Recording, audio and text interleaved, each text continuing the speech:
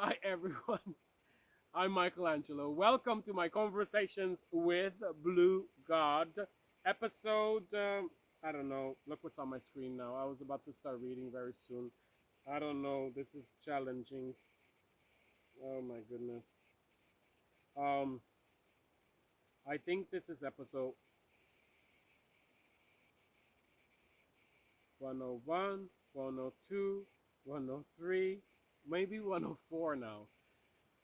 By the way, it just was a group of three people who were going to start the trail here. They asked if that was the right trail to a waterfall, and I told them, this is a beautiful waterfall. First of all, don't get afraid to get dirty because it's really wet on the way. So as you go down, get on your butt and just like do a little slip and sliding because we're else going to fall down the cliff. But I said, don't worry, when you get to the bottom, it's going to be powerful waterfall. So it's going to wash away all your dirt inside and out. And I said, have an intention for a dream that you want to manifest because it has divine masculine manifest. I just figured this is what's going on there, right? Because we didn't confirm this yet, but I'm already spreading the word that it's divine masculine manifest, that you internally connect with whatever you channel through the inner consciousness, a conscious dream. Connect with a conscious dream, the divine blue inner, and connected with the power of divine masculine exterior so that it can help have the power to manifest on earth. 104. Are we ready? Look at this. This is the first time in my conversations that I write the date. So I wrote Tuesday, November 17, 2020. December, January, February, March, April. I think we're April 9th today. So we're about 5 months. I got some catching up to do. So let's start reading. All right. I realize that already 2 days have passed without having written to you. I am feeling that it could help if I start writing the date at the beginning of each conversation, as one normally does with a journal. And the answer I got was yes. By writing a date, it also makes it more concrete. This is another way to increase your connection with the manifest 3D reality. And today is the first day that you are writing after Diwali 2020. Diwali in the year of seeing a lot more clearly. 2020 is the year when many are given more opportunities than usual to go within. It is only when we look within that we see clearly. Of course, many will not take advantage of this opportunity, and so they will continue to focus on external reality and external validation for their suffering and anxiety. Just as the answers can always be found inside of each of you, the source of all suffering is also always within. This is the biggest lesson for any human to learn. It is easy to escape and blame when our landscaped sense of reality is being shaken. You have proven that you cannot be shaken in this way. No matter how much rattling within your personal life, or as with this year, some rattling for all of humanity, your life has remained essentially the same, and so has your focus.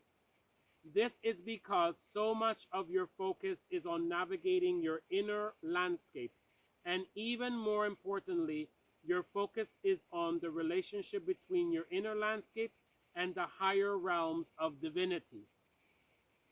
Your conscious trust in me, and somehow for the first time me was written here, not only with a capital M, but as capital M, capital E, so me all capitalized. Your conscious trust in me has now remained focused and unchanged for decades. I love the energy of that. There is not much that changes this for you at this point in your consciousness journey. Your next big stage of development now consists of bringing your awareness out publicly.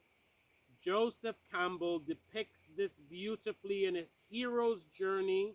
You are at the last stage of the return home with Elixir. Your return home, in your case, is both literal and much deeper.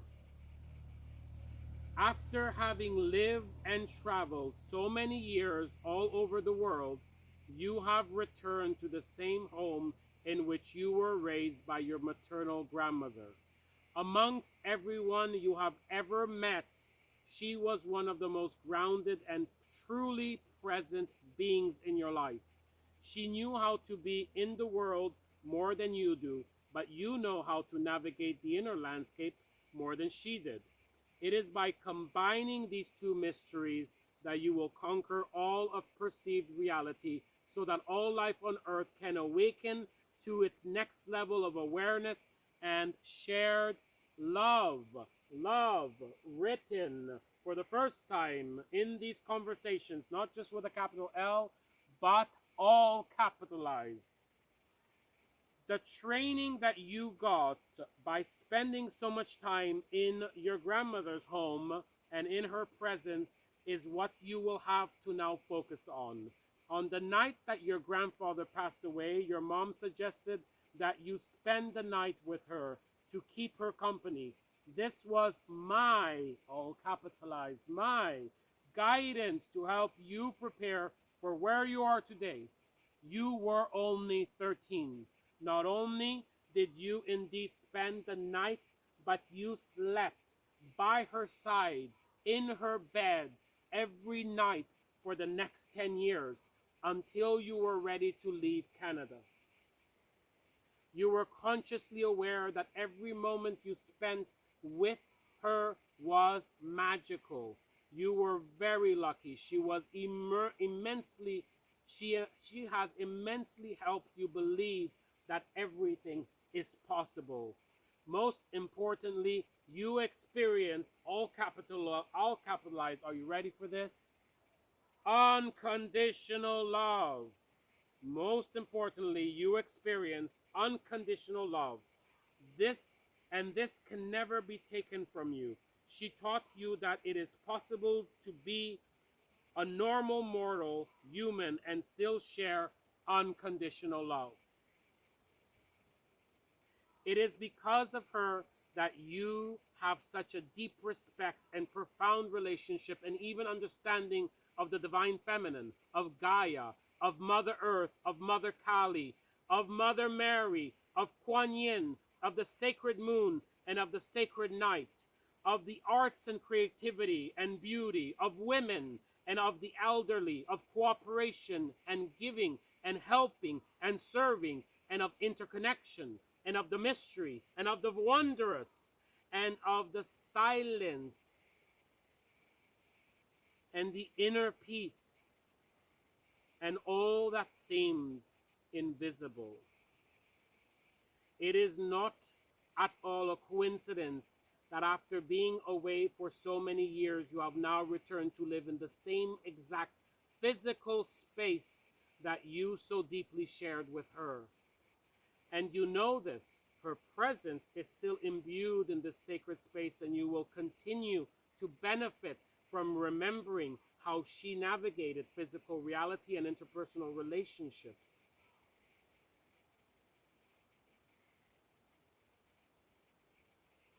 Video 1 is still the only video that's recorded in my Sacred Blue Room in Montreal. And I thought I was going to record all these conversations from there. And then magic happened, and I was invited here. And look where we are now. From one sacred space to such a marvelous one, really, to the world of marvel and magic. Let us continue. This is what you need in order to complete the last stage of the return home, which involves sharing your elixir with the world. These conversations will serve as a bridge. I will guide you personally during this final stage, but it will also serve to help guide all who come into contact with these writings. But make no mistake, as important as these writings may be for you and for many, they are not the actual elixir that you are meant to finally reveal to the world. The elixir is the I am you are me global mass meditation. As you continue to share these writings, you will naturally attract the necessary collaborators and participants that will serve to activate the BlueGod blueprint that is revealed through the I am you, you are me meditation. That is why your main focus needs to continue to be on whatever helps you to further connect with the outer and material world. It is why it is important that you continue to do the things that make you more comfortable with your physical body. This will help to protect you outwardly so that you can ironically help spread the teachings to the masses to move beyond the obsession with the physical body and with the physical material perceived limited reality of illusion. You must paradoxically enter more deeply into the illusion in order for you to help dispel the illusion. You must paradoxically lower your vibration in order to help raise the vibration of humanity. This is why you must now especially focus on your physical body, on the day instead of the night, and on abundance and celebration. The great news is that since we have started these conversation meditations, you have already made tremendous progress. I will continue to guide you every step of the way. We are only getting started, and it will all become more and more concrete and palpable as we progress together. This not only for you, but for everyone who chooses to join our great process of expansion. Anyone who is hearing these words has not only an opportunity, but a direct invitation to be a part of something so great that if properly executed, can transform their lives as well as all life on earth. The earth is suffering more than it ever has, physically, mentally, emotionally, but even more so it is suffering spiritually. As you become more comfortable with putting yourself out there publicly, it will also be much easier for others to find you, to see you, and to reach you so that they can participate in this BlueGod experiment. Only the brave will reach out to you and inquire directly for now at this beginning stage. But this will also serve to reunite the brave and especially the sensitive. This is an important part of the necessary collective healing process that is needed. It will serve to create a safer and stronger space for those who will come later.